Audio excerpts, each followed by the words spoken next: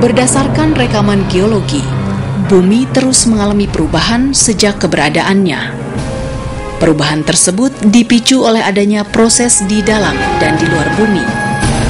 Seiring berjalannya waktu, kondisi alam terus berubah dan beberapa abad terakhir ini, perubahan iklim sangat cepat. Disadari atau tidak, kondisi bumi kian memburuk dan akan semakin memburuk. Sehingga suatu saat, kita akan mewariskan kondisi alam yang sangat buruk untuk ditinggali oleh generasi berikutnya. Begitu banyak faktor yang mempengaruhi perubahan pada evolusi bumi. Salah satu permasalahan yang sangat serius yang sedang mengancam bumi kita saat ini adalah pemanasan global atau yang lebih dikenal dengan global warming. Global warming adalah proses peningkatan suhu rata-rata atmosfer, lautan, dan daratan bumi. Selama 100 tahun terakhir, suhu rata-rata pada permukaan bumi terus meningkat tajam. Meningkatnya konsentrasi gas-gas rumah kaca akibat aktivitas manusia yang diawali dari revolusi industri pada abad ke-19 telah mengakibatkan percepatan peningkatan suhu rata-rata bumi di pertengahan abad ke-20 hingga sekarang. Terjadinya efek rumah kaca dapat dipaparkan sebagai berikut. Pancaran radiasi matahari masuk melalui atmosfer ke permukaan bumi. Sebagian besar radiasi tersebut diserap oleh permukaan bumi dan sebagian lainnya dipantulkan kembali ke luar angkasa. Radiasi yang diserap oleh bumi dipancarkan kembali ke atmosfer dalam bentuk radiasi inframerah panas. Radiasi inframerah tersebut diserap dan dipancarkan kembali oleh gas-gas rumah kaca yang berada di atmosfer. Gas-gas rumah kaca tersebut seperti selimut tipis yang memberikan efek rumah kaca, yaitu efek yang memanaskan permukaan dan bagian bawah atmosfer sehingga bumi cukup hangat untuk ditinggali makhluk hidup. Apabila selimut tersebut menjadi tebal, maka makin banyak radiasi inframerah yang terperangkap di atmosfer sehingga terjadi peningkatan pemanasan di atmosfer.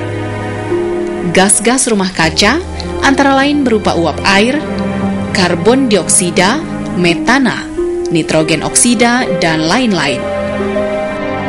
Meningkatnya aktivitas manusia yang mengeluarkan gas rumah kaca dan seiring dengan bertambahnya jumlah penduduk di seluruh dunia menyebabkan percepatan peningkatan jumlah gas rumah kaca di atmosfer. Keadaan ini terjadi terus-menerus, sehingga dengan semakin meningkatnya konsentrasi gas rumah kaca, akan semakin banyak radiasi yang terperangkap di atmosfer, dan akhirnya semakin hari suhu rata-rata bumi terus meningkat. Beberapa aktivitas manusia yang menghasilkan gas rumah kaca adalah penggunaan bahan bakar fosil seperti batu bara, minyak bumi, dan gas alam yang menghasilkan gas karbon dioksida pada kendaraan bermotor, mesin-mesin pabrik perindustrian, maupun pembangkit tenaga listrik yang berbahan bakar batu bara dan minyak bumi. Pembukaan lahan hutan menjadi pertanian, perkebunan, dan permukiman. Pepohonan yang ditebang akan mengurangi fungsi hutan dalam menyerap gas karbon dioksida. Sebaliknya, pembakaran hutan yang mengakibatkan lepasnya karbon dioksida yang tersimpan dalam hutan ke atmosfer. Sawah yang tergenang, pembusukan sisa hasil panen dan kotoran ternak akan menghasilkan gas rumah kaca berupa gas metana. Jika peningkatan suhu ini terus berlanjut, puluhan tahun ke depan, kejadian cuaca ekstrim dan bencana besar di muka bumi ini akan semakin sering terjadi.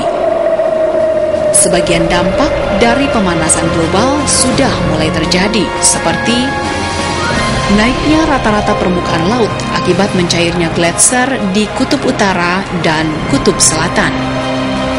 Garis pantai yang bergeser makin menjorok ke daratan, sehingga luas daratan berkurang akibat naiknya rata-rata permukaan laut. Terjadinya perubahan suhu permukaan air laut yang tidak wajar memicu terjadinya badai-badai besar yang merusak dan dapat mengakibatkan bencana, seperti badai Katrina, badai Aike, badai Nargis, dan lain-lain. terjadinya gelombang panas yang menewaskan banyak orang. Cuaca yang semakin sulit diprediksi yang mengakibatkan petani kesulitan menentukan masa tanam. Kekeringan di mana-mana dan hujan yang tiada henti memicu terjadinya gagal panen dan membuat hasil pertanian berkurang drastis. Banjir di berbagai belahan bumi memicu timbulnya berbagai macam penyakit seperti kolera, malaria, demam berdarah, dan sebagainya. Hancurnya ekosistem dan punahnya makhluk hidup yang hidup di dalamnya yang diakibatkan oleh bencana ekstrim seperti banjir, kekeringan, dan badai. Para nelayan semakin kesulitan mencari ikan karena kondisi cuaca yang semakin sulit diprediksi. Perubahan pola migrasi ikan dan rusaknya terumbu karang. Fenomena alam karena pemanasan global memang tidak dapat kita hentikan, tetapi dapat diperlambat. Tugas kita sebagai manusia untuk mengurangi penyebab pemanasan global dengan cara mengurangi penggunaan bahan bakar fosil yang menghasilkan gas rumah kaca, seperti menghemat penggunaan listrik dan mendukung upaya pemerintah untuk beralih ke sumber energi terbarukan, seperti tenaga panas bumi atau geotermal, tenaga air, tenaga surya, dan tenaga angin. Mengurangi penggunaan kendaraan pribadi dengan menggunakan transportasi publik atau mempraktekkan carpooling dengan mengajak rekan-rekan sejurusan menumpang di mobil Anda dan beralih kepada kendaraan ramah lingkungan. Menanam pepohonan di sekitar lingkungan kita dan menghijaukan rumah sendiri dengan tanaman. Mendukung upaya merehabilitasi terumbu karang dengan menjaga lingkungan di sekitar tumbuhnya terumbu karang, melakukan penghematan kertas dan tisu yang bahan bakunya berasal dari kayu dengan mengurangi pencetakan di atas kertas, memanfaatkan kedua sisi kertas, dan memastikan kertas bekas kita didaur ulang. Kurangi penggunaan kantong plastik dengan selalu membawa tas belanja sendiri. Di samping menjaga kondisi alam, manusia juga harus mampu beradaptasi dengan kondisi lingkungan yang berubah akibat perubahan iklim agar bisa bertahan hidup dari dampak perubahan iklim yang terjadi. Proses adaptasi ini sudah mulai dilakukan oleh beberapa negara di dunia seperti Inggris yang memperkokoh tembok pengendali banjir di Sungai Thames. Pertengahan tahun 2010, banjir besar melanda Singapura sehingga pemerintah Singapura memperlebar dan memperdalam saluran airnya, juga membangun bendungan di daerah yang rentan banjir. Thailand meninggikan bangunan-bangunannya agar terlindungi dari kenaikan air laut. Garis pantai di Bangkok dan Teluk Thailand telah mengalami perubahan ekstrim di pesisirnya akibat kenaikan permukaan laut. Bangladesh mulai beradaptasi dengan membangun rumah panggung dan membuat lahan terapung untuk bercocok tanam. Dan di Indonesia telah dilakukan proses adaptasi dengan membangun dan merevitalisasi kanal-kanal pengendali banjir di Jakarta untuk mengurangi resiko banjir yang semakin sering terjadi. Selain itu, pemerintah melakukan peningkatan kemampuan petani agar dapat memanfaatkan perakiraan cuaca yang dikeluarkan oleh BMKG untuk dapat menentukan musim tanam. Penyediaan bibit tanaman yang tahan terhadap berbagai cuaca, perbaikan terumbu karang, dan penanaman bibit bakau untuk memperkuat garis pantai juga merupakan beberapa usaha yang telah dilakukan oleh pemerintah dan masyarakat Indonesia. Demikianlah berbagai upaya adaptasi yang telah dilakukan oleh beberapa negara di berbagai belahan dunia. Upaya adaptasi tersebut tidak cukup jika tidak diikuti dengan upaya bersama menghentikan penyebab pemanasan global.